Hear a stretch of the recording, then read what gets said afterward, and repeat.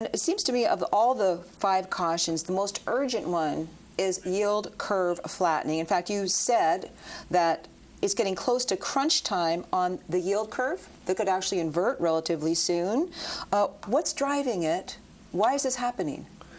Well, if the Fed goes up 3 times for the rest of this year, that's 75 basis points, and you have to ask yourself, is the 10-year really going to go up that much over that kind of time frame?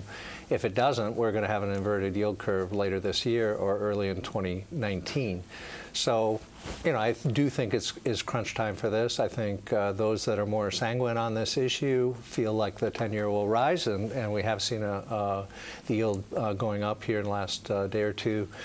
But the question is, how is that going to proceed over the remainder of this year and into 2019? I don't think we're in any danger right now, sitting here today. The yield curve has a nice upward slope, and that's fine. It's not too far off the average slope over the last 30 years or something. But I'd be concerned that we not march into an inversion without our eyes being wide open. And I'd like to add the 10-year note trading at 3.08%. I believe it touched on 3.09. That was a really big move yesterday. But let's just follow on something you just said. You said unless the 10-year note yield were to go up, commensurate with the Fed, I guess that would be another 50 basis points. But there are people on Wall Street right now saying that we're going to get to 3.5% by the end of the year, maybe even a little bit higher. On the 10-year note yield. On the 10-year, yes. But people are also saying the Fed's going to raise rates 3 times, so that would be 75 basis points. So that would be even flatter yield curve than what we have today. So I tried to get this debate going with a talk late last year and late November last year. And I think it's a good debate to have at the Fed, and I think that the other members are talking about it, and I think that's the important thing at this point.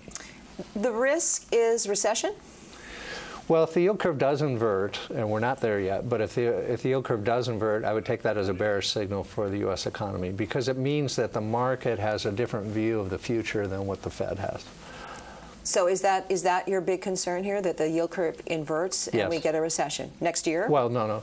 The yield curve would invert. That would send a signal. And you could argue about how good that signal is, but the San Francisco Fed study on this that came out recently on their letter said that it's been a pretty good signal of problems ahead for the U.S. economy. So I don't think you want to get into that situation without thinking it through.